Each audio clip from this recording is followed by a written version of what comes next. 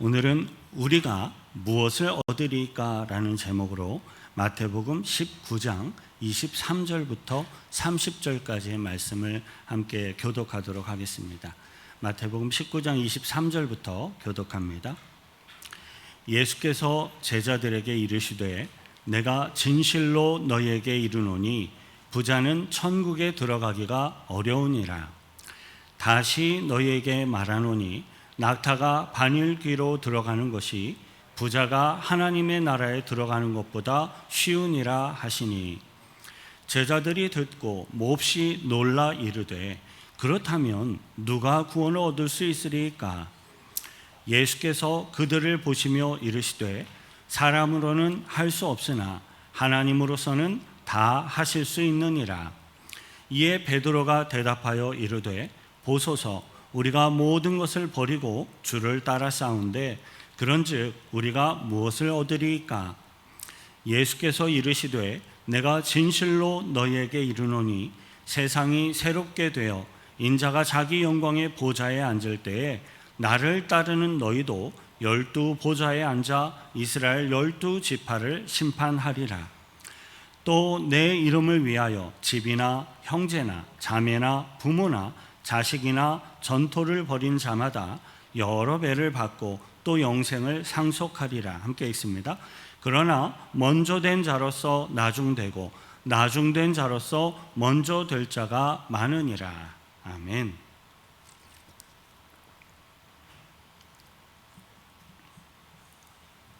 오늘의 성경 본문은 한 부자 청년이 예수님께 찾아와서 어떻게 해야 영생을 얻을 수 있습니까? 라는 질문을 한 뒤 예수님의 답변을 듣고 근심을 하며 돌아간 그 사건과 연결이 되어져 있습니다. 한 부자 청년이 근심하며 자기의 재물이 너무나도 많아서 이것을 어떻게 팔아서 나눠줄 수 있을지 근심하며 그것이 힘들어하며 돌아갔던 이 모습은 우리 인간들이 재물, 돈에 대한 어떤 집착, 욕심을 버리고 하나님의 뜻 가운데 살아간다라는 이것이 얼마나 힘들고 어려운 일인지를 이미 우리들에게 잘 보여주었습니다. 하지만 예수님께서 보실 때에는 사랑하는 그의 제자들에게 이 돈의 유혹이 얼마나 정말로 많이 힘들고 극복하기 어렵고 경계해야 할 시험거리인지를 알려주기에 그것은 부족한 것이었습니다. 때문에 예수님께서는 오늘의 본문 가운데 특별한 비유를 사용해서 강조하심으로써 돈과 영생에 대한 영적인 교훈을 주십니다. 본문 23절부터 24절 함께 읽겠습니다. 예수께서 제자들에게 이르시되 내가 진실로 너희에게 이르노니 부자는 천국에 들어가기가 어려우니라. 24절 다시 너희에게 말하노니 낙타가 바늘귀로 들어가는 것이 부자가 하나님의 나라에 들어가는 것보다 쉬우니라 하시니, 예수님께서는 같은 내용의 말씀을 2번이나 반복하심으로써 매우 강조하시며 말씀을 하셨습니다. 오늘은 통역하시는 분이 아직 도착을 못한 것 같습니다. 학생들도 한어로 함께 예배 드리시길 바랍니다. 부자는 천국에 들어가기가 어렵다라고 예수님이 말씀하셨습니다. 그리고 바로 이어서 부자가 천국에 들어가는 것은 낙타가 바늘구멍에 들어가는 것보다 더 어렵다라고 강조하신 것입니다. 제가 여기에 바느질을 할 수 있는 평범한 실과 바늘을 하나 가지고 나왔는데요. 이 바늘에 실을 꿰 수 있도록 만들어진 이 작은 구멍은 저도 잘 안 보이는데 여러분들은 아마 안 보일 겁니다. 이 작은 구멍에 거대한 낙타가 들어가는 것은 절대로 불가능합니다. 예수님의 이 표현은 우리들이 알고 있는 대부분의 많은 부자들은 천국에 들어가는 것이 거의 불가능에 가깝다라는 사실을 굉장히 강조하시며 말씀하신 것입니다. 사실 우리들 중에 돈을 충분히 많이 벌어서 부자로서 살아가는 것을 싫어할 만한 사람은 아마도 아무도 없을 것입니다. 따라서 예수님이 말씀하고 계시는 이 내용은 저와 여러분들에게도 우리들에게도 굉장히 심각한 문제임이 분명합니다. 물론 저와 여러분들에게는 예수 그리스도의 십자가 복음을 믿음으로써 죄사함을 받고 또 구원함을 얻어서 천국에 들어가는 믿음이 있기 때문에 큰 두려움을 느끼지 못하실 것입니다. 하지만 예수님이 제자들을 향하여서 이토록 강조하시며 말씀하시는 이유는 그만큼 우리 모든 믿음의 백성들이 심사숙고해야 할 중요한 영적인 진리와 가르침이 있기 때문입니다.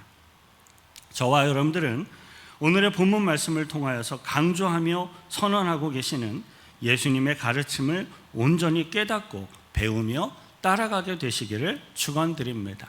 아멘.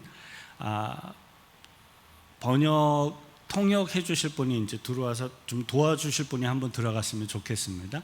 정원자매가 지금 통역 준비를 해주고 있고요. 들어가서 해주시면 좋겠습니다. 본문 25절 화면을 따라 함께 읽겠습니다.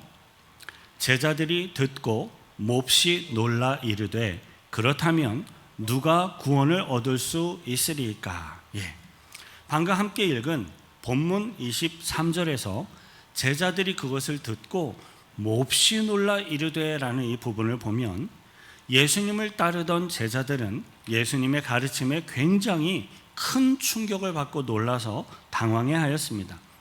왜냐하면 예수님의 이 말씀은 그 당시 유대 사회 전반에 자리 잡고 있었던 유대인들의 전통적인 생각과 크게 충돌을 하거나 모순이 되는 것처럼 생각이 되었기 때문입니다. 구약 성경에서 사용된 하나님의 축복이라는 이 말 속에는 물론 영원히 구원받는 영적인 축복 이외에도 이 세상을 살아가면서 이 세상에서 누릴 수 있는 부요, 성공, 또 많은 다산과 번창, 장수 등의 이러한 축복의 내용이 다 함께 포함되어져 있습니다. 따라서 그 당시 모든 유대인들의 생각과 마음 속에는 부자는 곧 하나님의 축복을 받은 사람들이다라는 그러한 생각, 느낌이 아주 강하게 자리 잡고 있었던 것입니다. 이러한 생각은 성경이 기록하고 있는 고대 시대뿐만 아니라 오늘날 우리들 가운데에도 비슷한 생각을 가지고 계시는 분들이 분명 있을 것입니다. 그것은 막연할지라도 돈이 많은 부자는 하나님의 축복을 받은 사람이다라는 어떤 생각, 그러한 느낌입니다. 특별히 교회에 출석을 하고 신앙생활을 하는 사람들 중에서 부유한 사람을 만나게 되면 그러한 생각과 느낌은 더욱더 강렬해지게 됩니다. 하지만 저와 여러분들에게 막연한 생각이나 막연한 느낌이 아니라 성경을 통하여 말씀하고 계시는 예수님의 가르침이 더욱더 확고하게 저와 여러분들의 생각과 마음의 중심에 세워지시기를 바랍니다. 우리들이 살아가고 있는 이 세상에서 가장 강력한 최고의 우상은 단연코 재물, 돈입니다. 실제로 하나님께 속한 영적이고 영원한 일들을 제외한다면 이 세상에 속한 모든 일들은 거의 모두 다 돈으로 해결이 됩니다. 그래서 예수님께서는 일찍이 다음과 같이 말씀하셨습니다. 마태복음 6장 24절을 함께 읽겠습니다. 한 사람이 두 주인을 섬기지 못할 것이니 혹 이를 미워하고 저를 사랑하거나 혹 이를 중히 여기고 저를 경히 여김이라. 너희가 하나님과 재물을 겸하여 섬기지 못하느니라. 아멘. 이 말씀에는 돈이 이 세상에서는 거의 신처럼 하나님과 같은 많은 능력을 발휘할 수 있다라는 의미가 그 바탕에 깔려져 있습니다. 때문에 돈을 섬기든지 아니면 하나님을 섬기든지 둘 중에 하나만 섬겨라 라고 그렇게 강조하며 말씀하신 것입니다. 예수님께서는 이 세상에서 돈의 위력이 얼마나 거대한지를 잘 알고 계셨기에 세상의 사람들이 정작 중요한 것을 소홀히 여기지 않도록 하기 위해서 또 다음과 같이 경고하셨어요. 마가복음 8장 36절부터 37절입니다. 함께 읽습니다. 사람이 만일 온 천하를 얻고도 자기 목숨을 잃으면 무엇이 유익하리요? 사람이 무엇을 주고 자기 목숨과 바꾸겠느냐? 아멘. 예수님의 이 말씀은 믿음이 있는 신앙이거나 믿음이 없는 불신앙이거나 상관없이 모든 사람들에게 똑같이 적용되는 진리임이 매우 분명합니다.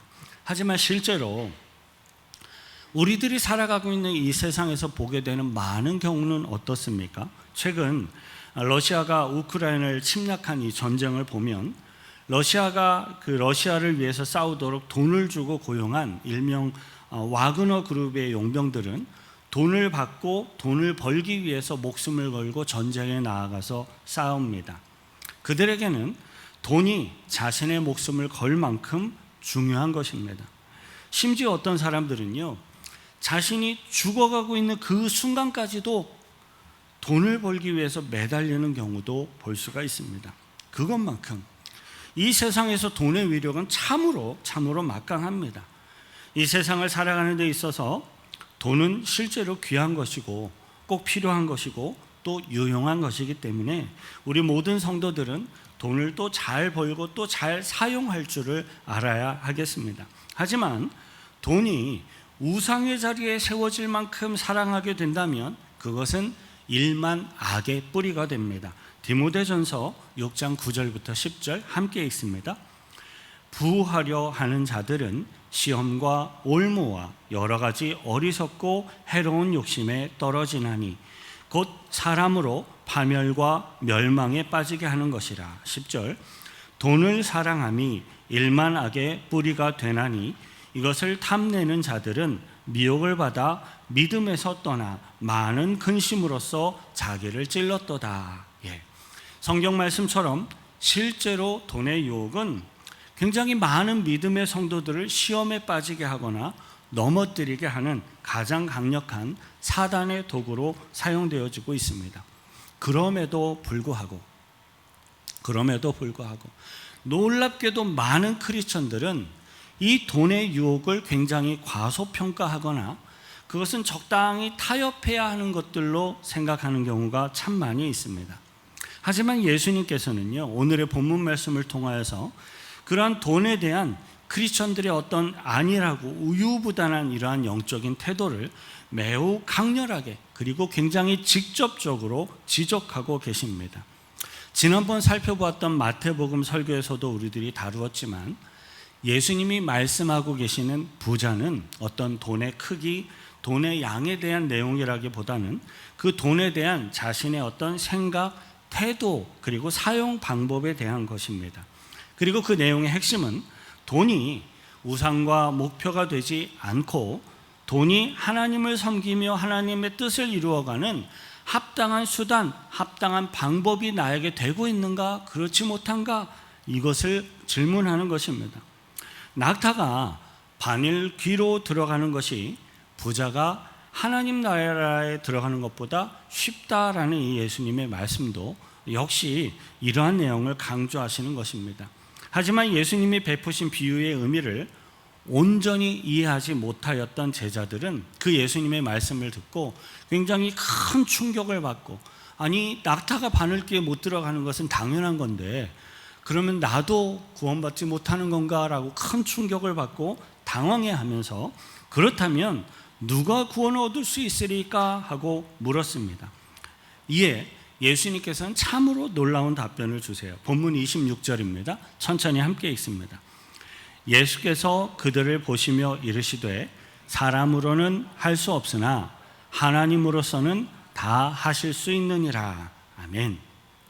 이 말씀은 예수님께서 제자들의 질문에 직접적인 답변을 하신 것도 되지만 동시에 다른 측면에서 바라보는 영적인 가르침도 함께 포함하고 있습니다. 우선 사람은 불가능하나 하나님은 하실 수 있다라는 이 말씀은 우리 인간의 본질적인 어떤 능력, 나의 노력, 힘으로는 이 돈의 유혹과 위력에서 벗어날 사람이 아무도 없다라는 것을 가르쳐주고 있습니다. 우리 사람은 아무리 도덕적으로 윤리적으로 훈련을 하고 수양을 하여도요, 돈의 유혹과 돈의 위력 앞에 우리 사람은 누구나 다 넘어질 수밖에 없는 그러한 연약한 존재라는 것입니다. 그 다음으로 사람은 불가능하나 하나님은 하실 수 있다라는 이 말씀은 그 다음으로 어떤 사람들의 경우는 돈이 많을지라도 성령이 임하시고 성령이 함께 하심으로써 유혹에 넘어가지 않을 수 있다라는 것을 또 가르치고 있습니다. 우리 진정한 믿음의 백성들 중에는요, 우리 크리스천들 중에는요, 비록 돈이 많은 부자일지라도 여전히 하나님을 최고의 주인으로 섬기며 예배하며 살아가는 사람들이 있는 것입니다. 여러분, 할 수만 있다면 예수님의 이 말씀을 기억하며 실천하는 부자가 되셔서 하나님의 뜻을 이루어가는 일꾼들로 살아가시기를 바랍니다. 그러나 돈의 유혹과 돈의 위력 앞에 굴복하는 사람이라면 차라리 가난한 것이 훨씬 좋습니다. 저와 여러분들은 돈의 종이 되지 않고 탐욕에 사로잡히지 않는 사람, 돈을 사용해서 하나님을 섬기는 사람, 하나님의 뜻을 이루어가는 믿음의 일꾼들이 되시길 축원드립니다. 제자 베드로는 비록 돈에 대한 예수님의 가르침에 큰 충격을 받았지만 잠시 생각을 해보니까 곧 자기 자신은 예수님이 말씀하시는 부자와는 아무 상관이 없는 사람이다라는 것을, 그 현실을 깨닫고 기억을 하면서 예수님께 매우 흥미로운 질문을 하였습니다. 본문 27절에 함께 있습니다. 이에 베드로가 대답하여 이르되 보소서 우리가 모든 것을 버리고 주를 따라 싸운데 그런즉 우리가 무엇을 얻으리까? 베드로는 얼마 전에 한 부자 청년이 찾아와서 예수님의 말씀을 들었으나 말씀을 실천하지 못하고 고민하며 떠나가는 것을 베드로는 함께 목격을 하였습니다. 비록 베드로는 그 부자 청년처럼 돈이 많은 부자는 베드로는 아니었습니다. 하지만 그래도 베드로는 자신의 어떤 전 재산에 해당하는 모든 어부의 일, 그리고 가족들, 자신의 그러한 모든 삶을 뒤로 한 채 즉각적으로 예수님을 따르는 헌신을 한 제자였습니다. 그리고 베드로는 여전히 예수님의 옆을 지키고 있는 것입니다. 성경에는 기록되어 있지는 않지만 정황상 베드로는 그 부자 청년과 자신의 모습을 이렇게 비교를 하면서 나름대로 내가 그래도 예수님의 옆을 지키고 있구나라고 자신의 충성된 모습을 굉장히 뿌듯해하는 마음이 베드로에게 있었을 것입니다.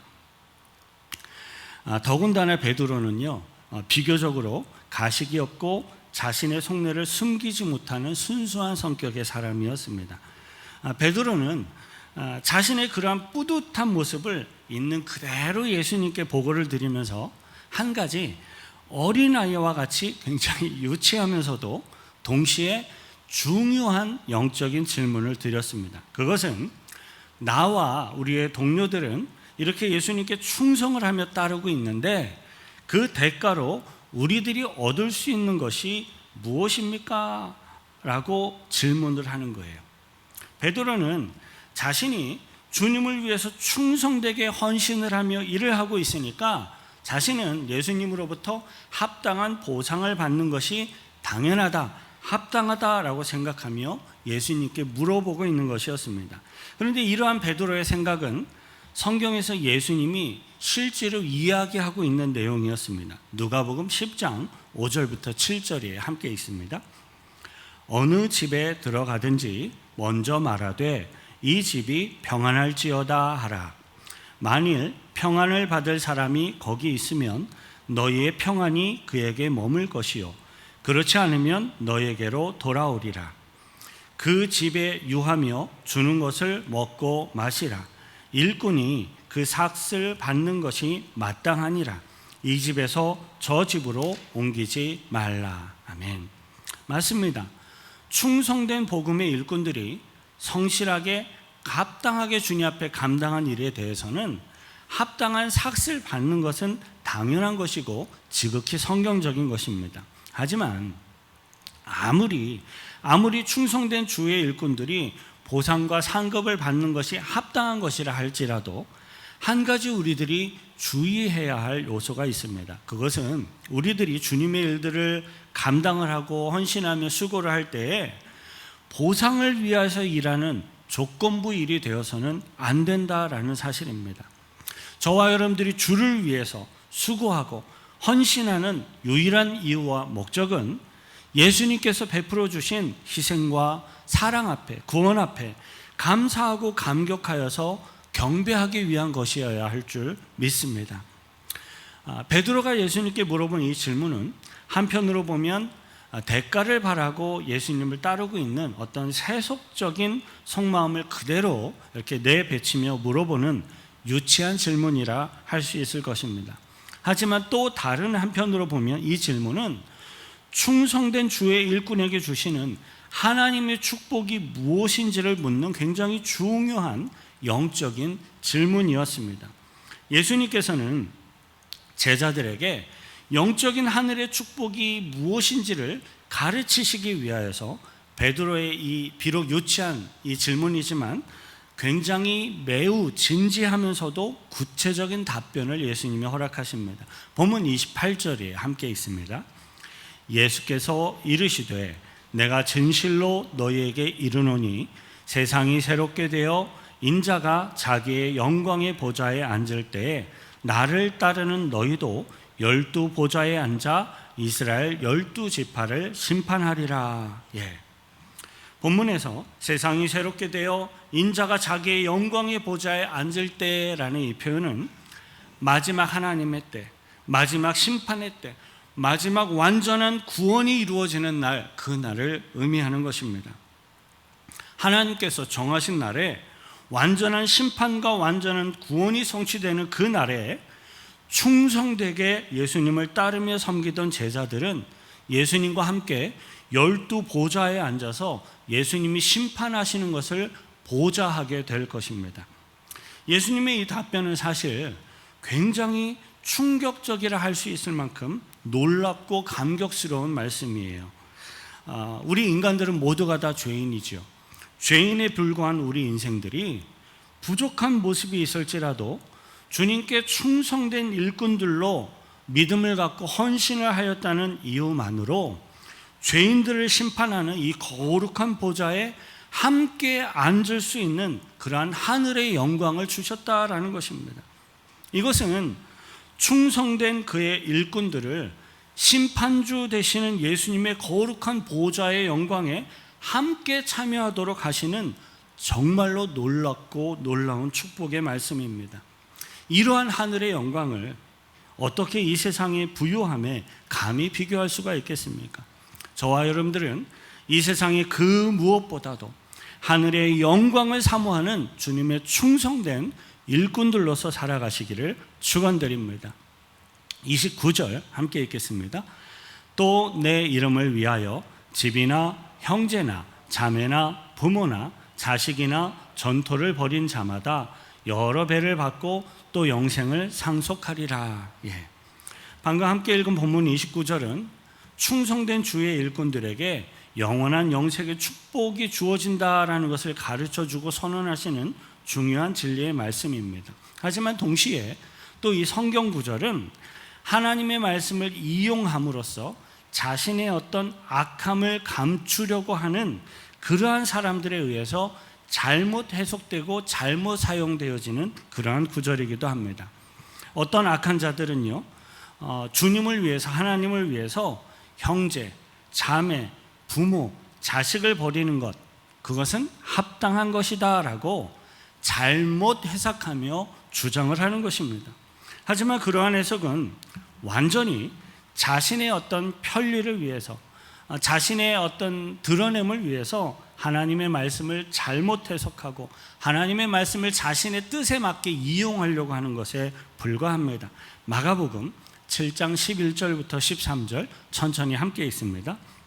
너희는 이르되 사람이 아버지에게나 어머니에게나 말하기를 내가 드려 유익하게 할 것이 고르반 곧 하나님께 드림이 되었다고 하기만 하면 그만이라 하고 자기 아버지나 어머니에게 다시 아무것도 하여 드리기를 허락하지 아니하여 너희가 전한 전통으로 하나님의 말씀을 폐하며 또 이 같은 일을 많이 행하느니라 하시고, 일찍이 예수님께서는 하나님께 헌금을 드린다라는 이유로 자신의 부모님을 섬기지 않는 그러한 외식하는 악한 자들을 향하여서 아주 호되게 잘못을 지적하시며 꾸짖으셨습니다.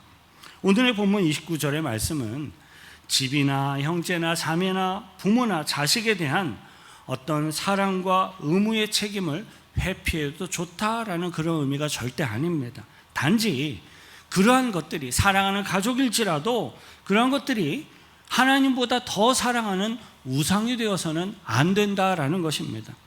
본문 29절은 아무리 귀하게 여기는 집이나 형제나 자매나 부모나 자식일지라도 예수님보다 더 사랑하는 우상의 자리에 두어서는 안 된다라는 영적인 가르침입니다. 저와 여러분들은 진실되게 주님을 위해서 헌신하는 충성된 일꾼들이 되어서 하늘의 영광스러운 축복을 소유하며 누리는 복된 자들이 되시길 축원드립니다. 이제 본문 30절 함께 읽겠습니다. 그러나 먼저 된 자로서 나중되고 나중된 자로서 먼저 될 자가 많으니라. 아멘. 방금 함께 읽은 이 구절은 습관적이고 형식적인 신앙생활에 빠져버리기 쉬운 우리 믿음의 성도들에게 경각심을 불어넣어주는 매우 중요한 말씀입니다. 믿음 생활은 먼저 신앙생활을 한 선배나 후배 이런 것이 중요한 게 아니라는 것입니다. 믿음 생활은 얼마나 오랜 경력이 있고 또 얼마나 많은 경력과 경험과 신앙적인 성경적인 지식이 있는가, 물론 믿음 생활에 있어서 이것이 어떤 역할은 감당합니다만 예수님이 바라보시는 믿음에 있어서 그것은 그렇게 중요한 것이 아닙니다. 이제 막 신앙생활을 시작한 믿음의 초년생이라 할지라도 그 사람의 믿음과 하나님 앞에 드리는 헌신과 또 하나님의 뜻에 따라서 얼마든지 더 큰 하늘의 영광스러운 축복을 소유하는 주인공이 될 수도 있습니다. 저와 여러분들에게는 먼저 된 자로서 이렇게 나중되는 믿음에서 후퇴하고 뒤처지는 그러한 일들이 일어나지 않기를 바랍니다. 저와 여러분들은 주님이 부르실 그날까지 날마다 더욱더 성장하고 성숙하여서 거룩의 능력이 있는 충성된 주의 일꾼들로서 살아가시기를 축원드립니다. 사랑하는 성도 여러분, 저와 여러분들이 이 세상을 살아가는 동안 결단코 돈의 유혹에 넘어지거나 돈의 유혹에 중독되는 일들이 없기를 바랍니다. 돈이 많은 부자이면서 동시에 유혹에 넘어가지 않는 그것은요, 바늘구멍에 낙타가 들어가는 것처럼 인간의 힘과 능력으로는 절대 불가능한 일입니다. 하지만 우리들 가운데 성령이 충만하셔서 성령의 인도함을 받는 이들에게는 가능합니다. 그리고 얼마든지 그것을 통하여 하나님께 영광 돌려드릴 수가 있습니다. 이를 위해서 해야 되는 일들이 있습니다. 쉬지 말고 기도하십시오. 말씀 안에서 예배하며 성령의 충만함을 받으십시오. 저와 여러분들은 이렇게 함으로 할 수만 있다면 물질의 축복과 또 하나님의 은혜를 풍성하게 누리면서 성령이 충만한 자들이 되어 성령의 인도하심을 따라 하나님의 크신 은혜와 소망과 뜻을 이루어가는 주의 백성들이 되시길 바랍니다. 상 주시는 하나님, 하나님의 크신 은혜, 축복을 소망하십시오. 믿으십시오. 그것을 갈망하십시오. 주님을 위하여서, 예수 그리스도의 십자가 복음을 전하기 위하여서 충성되게 헌신하며 성실한 믿음의 삶을 사는 저와 여러분들에게는 분명한 하늘의 상급이 있을 것입니다. 그 하늘의 영광스러운 상급을 소망함으로 이 땅의 어떤 모든 유혹, 시험을 능히 이기고 기쁨과 능력으로 하나님께 영광 돌려드리는 저와 여러분들이 되시길 축원드립니다. 같이 한번 기도하시겠습니다. 기도하실 때 하나님, 저 역시도 돈에 대해 연약할 수밖에 없는 연약한 자이고 죄인임을 고백하십시다. 그리고 하나님, 이 땅을 살아가는 날 동안 나의 모든 삶과 나의 생각과 심령 가운데 성령님이 찾아와 주시고 주관하여 주셔서 돈의 유혹에 넘어지거나 무너지는 자가 아니라 그것을 사용하여 하나님의 영광을 드러내는 주의 백성들로 살아갈 수 있게 해달라고 같이 함께 기도하겠습니다. 거룩하신 구주 하나님 아버지요, 감사와 찬송과 찬양을 드립니다. 부자가 천국에 들어가는 것이 얼마나 어려운지 예수님께서 강조하시는 그러한 말씀을 다시 한번 듣고 깨닫습니다. 나는 돈에 대해 얼마든지 시험 들지 않을 수 있다라는 잘못된 오만과 잘못된 생각에 빠지지 않도록 우리들을 지켜주옵소서. 오직 성령님의 능력에 의지하고 성령의 충만함을 간구하며 끊임없이 말씀 안에서 예배 안에서 주님 앞에 살게 하심으로써 성령의 능력을 따라 이 돈의 유혹을 이기고 세상 가운데 주님의 뜻을 이루어가는 주의 백성들로 살아갈 수 있도록 도와주옵소서. 하나님 아버지, 우리들이 이 세상을 살아가는 날 동안은 돈이 반드시 필요하고 중요한 것이기에 우리 모든 믿음의 백성들에게도 부족함이 없도록 풍성하게 채워주시기를 인도하며 또 간구드립니다. 그러나 그 돈의 유혹과 악함에 결단코 사로잡히거나 무너지거나 죄악 가운데 망하는 일이 없도록 우리들을 지켜주시고 믿음을 지켜주시고 성령을 보내어 인도하여 주옵소서. 이 세상의 돈과 부귀와 영화를 추구하는 자들이 아니라 하늘의 영광스러운 축복과 상급을 소망하며 추구하는 축복된 주의 백성들의 삶을 살아가기를 소망합니다. 우리들에 속한 모든 것이 다 하나님의 것임을 믿고 고백하오니 우리들의 모든 삶의 주인으로 임하시고 또 인도하셔서 하나님 홀로 영광받아 주옵소서. 우리를 구원하신 예수 그리스도의 이름으로 기도하옵나이다. 아멘. 우리들에게 믿음의 은혜를 부으시고 이끄시는 주님의 은혜 앞에 감사의 박수로 영광 돌려드리겠습니다. 아멘.